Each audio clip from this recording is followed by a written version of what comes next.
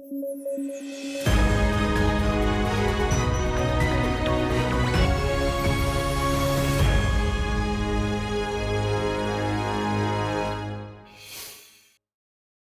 ही में उच्चतम न्यायालय ने महाराष्ट्र सरकार और महाराष्ट्र मेट्रो रेल निगम से नागपुर के प्रसिद्ध फुटाला झील पर कोई भी निर्माण गतिविधि नहीं करने का आदेश दिया। आपको बता दें, फुटाला झील, जिसे तेलन खेड़ी झील के नाम से भी जाना जाता है, महाराष्ट्र के नागपुर के पश्चिमी भाग में स्थित है और यह झील अपने रंगीन फव्वारों के लिए प्रसिद्ध है।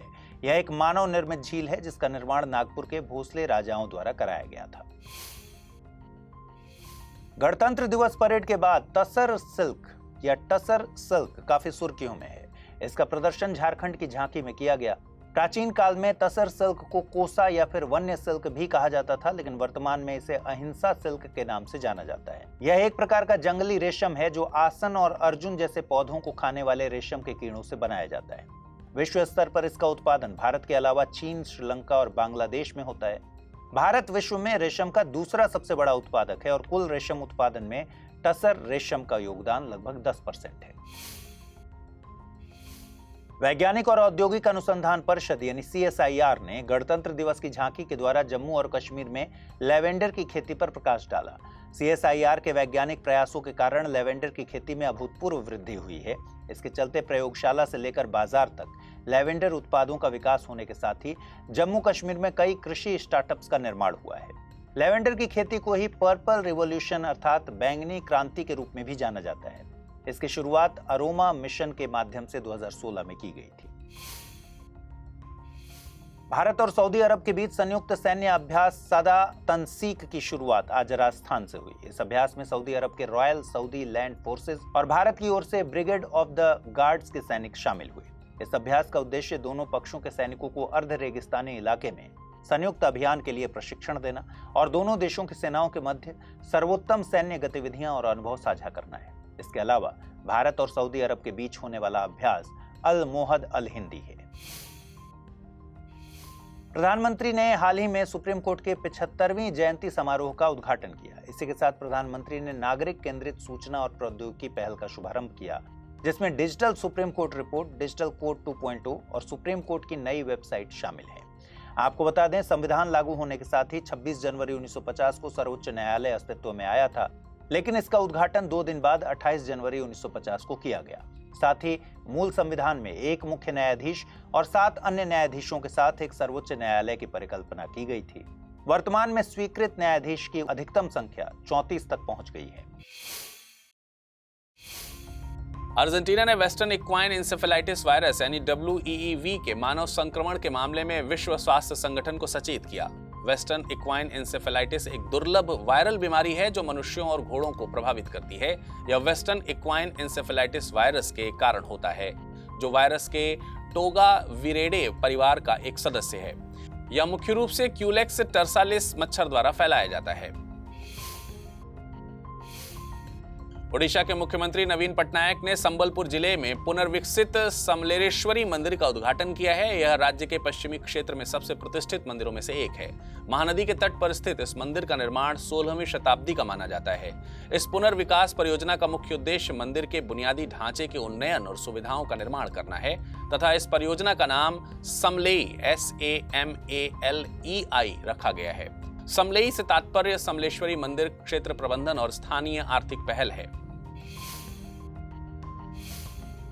भारत ने 2024-25 में यूनेस्को की विश्व विरासत सूची के लिए भारत के मराठा सैन्य परिदृश्यों को नामांकित किया है। आपको बता दें कि महाराष्ट्र के केवल 12 किलों को भारत के मराठा सैन्य परिदृश्य विश्व धरोहर स्थल के लिए नामांकन के हिस्से के रूप में चुना गया है, जिसमें महाराष्ट्र में साल्हेर, शिवनेरी, लोहगढ़, खंडेरी, रायगढ़, राजगढ़, प्रतापगढ़, सुवर्णदुर्ग, पन्हाला किला, विजयदुर्ग, सिंधुदुर्ग और तमिलनाडु में जिंजी किला शामिल हैं। ये स्थल 17वीं और 19वीं शताब्दी के बीच मराठा साम्राज्य की रणनीतिक सैन्य शक्तियों को प्रदर्शित करते हैं। भारतीय अंतरिक्ष अनुसंधान संगठन यानी इसरो अपने उन्नत मौसम उपग्रह इनसेट 3DS को लॉन्च करने के लिए तैयार है। इसका प्राथमिक उद्देश्य मौसम की निगरानी और आपदा की पूर्व चेतावनी देना है।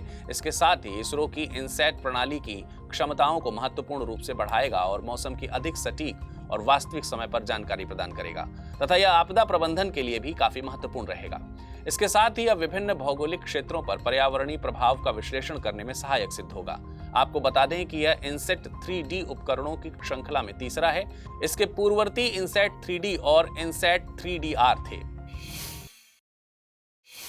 एआई यानी आर्टिफिशियल इंटेलिजेंस वरदान है या अभिशाप, यह आने वाला समय ही बता सकता है। लेकिन हाल ही में एक नई रिपोर्ट में भविष्यवाणी की गई है कि जेनरेटिव एआई 2026 तक $100 अरब का उपयोग बनाने की ओर अग्रसर है। आपको बता दें कि जेनरेटिव एआई या जेनरेटिव आर्टिफिशियल इंटेलिजेंस का ही एक रूप है जिसमें एल्गोरिदम स्वचालित रूप से टेक्स्ट, चित्र, ऑडियो और वीडियो के रूप में सामग्री का उत्पादन करते हैं। जेनरेटिव एआई अत्यधिक यथार्थवादी और जटिल सामग्री का उत्पादन करने में सक्षम है, जो इसे गेमिंग, मनोरंजन और उत्पाद डिजाइन जैसे कई उद्योगों के लिए एक मूल्यवान प्रकरण बनाती हैं। हाल ही में भारतीय नौसेना के आईएनएस सुमित्रा ने सोमालिया के पूर्वी तट और अदन की खाड़ी में समुद्री डाकुओं द्वारा अपहरण किए गए मछुआरों को बचाया। आपको बता दें कि आईएनएस सुमित्रा भारतीय नौसेना का चौथा और आखिरी सरयू श्रेणी का गश्ती जहाज है। यह स्वदेशी डिजाइन पर आधारित है और इसका निर्माण गोवा शिपयार्ड लिमिटेड द्वारा किया गया है। जहाज की प्राथमिक भूमिका देश के विशेष आर्थिक क्षेत्र की निगरानी के अलावा अन्य परिचालन कार्यों जैसे कि समुद्री डकैती, विरोधी गश्त, अपतटीय संपत्तियों की समुद्री सुरक्षा करना है। इसे 2014 में कमीशन किया गया था और यह पूर्वी नौसेना कमान के तहत चेन्नई में स्थित है। रतले जल विद्युत परियोजना में तेजी लाने के लिए डायवर्जन सुरंगों के माध्यम से चिनाब नदी के पानी को मोड़ने का निर्णय लिया गया है। इसकी घोषणा सरकार द्वारा हाल ही में की गई है। यह परियोजना जम्मू और कश्मीर में संचालित है तथा इस परियोजना में कंक्रीट ग्रेविटी बांध, एक डायवर्जन बांध और नदी के दाहिने किनारे पर एक भूमिगत बिजली घर शामिल है। इस परियोजना को पूरा करने का काम Ratle hydro electric power corporation limited कर रही है। यह एनएचपीसी लिमिटेड और जम्मू कश्मीर सरकार की संयुक्त उद्यम इकाई है। समुद्री शैवाल की खेती को बढ़ावा देने पर राष्ट्रीय सम्मेलन हाल ही में कच्छ, गुजरात में आयोजित हुआ है। इसकी अध्यक्षता केंद्रीय मत्स्य पालन, पशुपालन और डेयरी मंत्री द्वारा की जा रही है। इसका उद्देश्य रोजगार सृजन और समुद्री उत्पादन के विविधीकरण के विकल्प के रूप में समुद्री शैवाल की खेती को बढ़ावा देना है। आपको बता दें कि समुद्री शैवाल माइक्रोस्कोपिक शैवाल का एक रूप है जिसमें वास्तविक जड़ों, तनों और पत्तियों का अभाव होता है। ये सामान्यतः समुद्री और उथले तटीय जल या खारे पानी के आवास और चट्टानी तटों पर उगते हैं। भारत में समुद्री शैवाल का आर्थिक महत्व कृषि, भोजन, सौंदर्य प्रसाधन, जलीय कृषि और जैव ईंधन उत्पादन की क्षमता इसके योगदान से निर्मित हुआ है। यह ब्लू इकोनॉमिक का समर्थन करता है और निर्यात के अवसर को भी प्रदान करता है। हाल ही में खेलो इंडिया शीतकालीन खेलों के लिए शुभंकर और लोगों को लॉन्च कर दिया गया है। आपको बता दें कि क्षेत्रीय जैव विविधता को ध्यान में रखते हुए शीन ए शी या शान नामक हिम तेंदुए को आधिकारिक शुभंकर घोषित किया गया है तथा इसका लोगो भारतीय तिरंगे और लद्दाख के प्रतीकों को एकीकृत करता है। इन खेलों को 2 चरणों में आयोजित किया जाएगा। इसका पहला चरण 2 से 6 फरवरी तक लद्दाख में और दूसरा चरण 21 से 25 फरवरी तक गुलमर्ग, जम्मू और कश्मीर में होगा। हाल ही में ट्रांसपेरेंसी इंटरनेशनल द्वारा भ्रष्टाचार बोध सूचकांक सीपीआई जारी किया गया। यह सूचकांक 180 देशों को उनकी सार्वजनिक व्यवस्था में मौजूद भ्रष्टाचार के कथित स्तर पर विशेषज्ञों और कारोबारियों द्वारा दी गई राय के अनुसार रैंक प्रदान करता है। आपको बता दें कि इस सूचकांक में डेनमार्क ने लगातार 6ठे साल पहला स्थान हासिल किया और फिनलैंड और न्यूजीलैंड क्रमशः दूसरे और तीसरे स्थान पर रहे। वहीं सबसे कम अंकों के साथ सोमालिया 180वें स्थान पर रहा। यदि हम भारत की बात करें तो भारत 39 अंक के साथ 93वें स्थान पर रहा।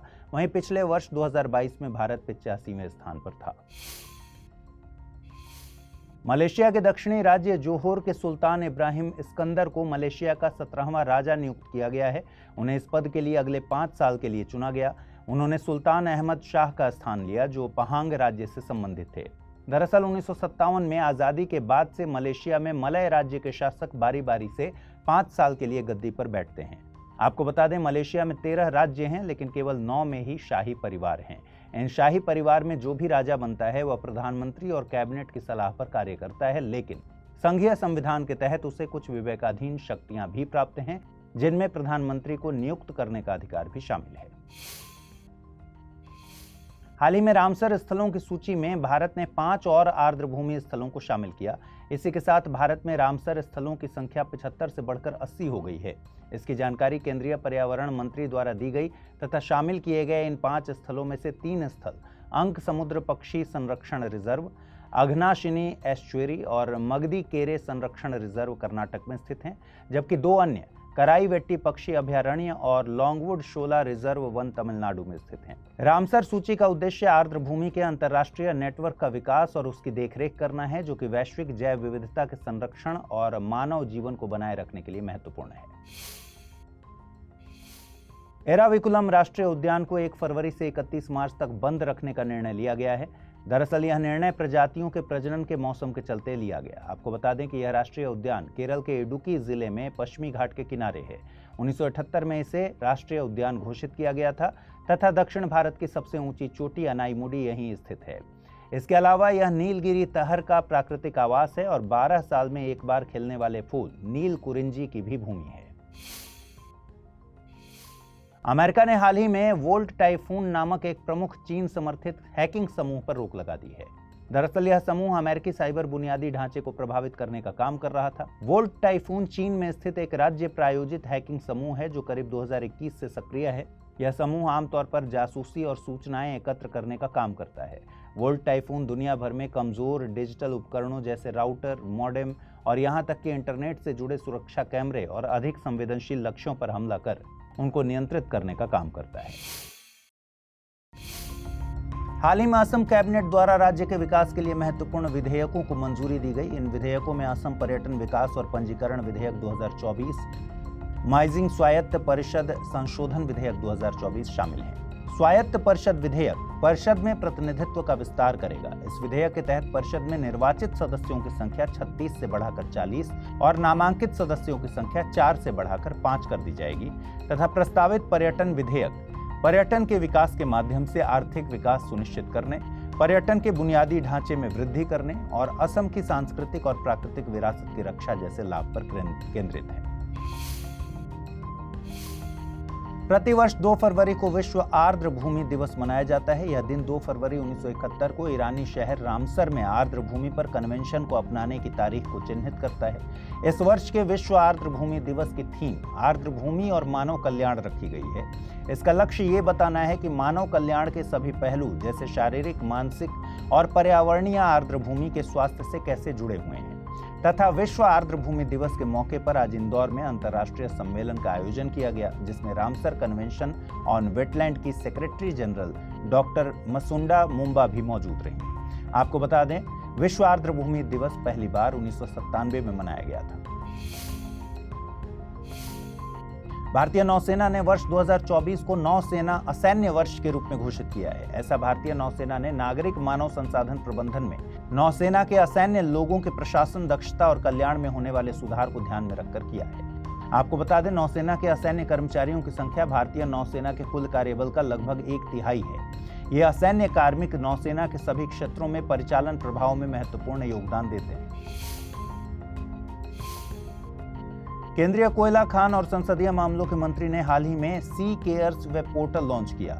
इसे सी डैक द्वारा विकसित और डिजाइन किया गया है। इसका उद्देश्य CMPFO यानी कोयला खान भविष्य निधि संगठन को डिजिटल करना है तथा इसके द्वारा अभिलेखों और कार्य प्रक्रियाओं को डिजिटल बनाने के लंबे समय से चले आ रहे विषयों का समाधान करना है। यदि हम CMPFO की बात करें तो यह 1948 में स्थापित एक स्वायत्त संगठन है और यह कोयला क्षेत्र के श्रमिकों को सामाजिक सुरक्षा प्रदान करने के मकसद से भविष्य निधि और पेंशन योजनाओं के संचालन का काम कर रहा है।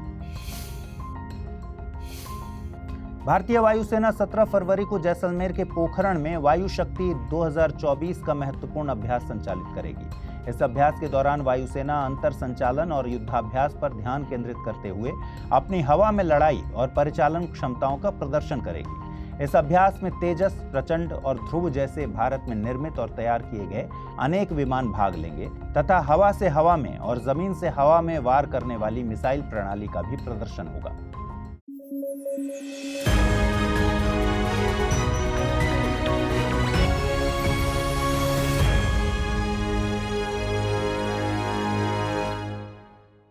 हिंदी में यूपीएससी की तैयारी से संबंधित प्रोग्राम्स को देखने के लिए सब्सक्राइब करें स्टडी IQ IAS हिंदी।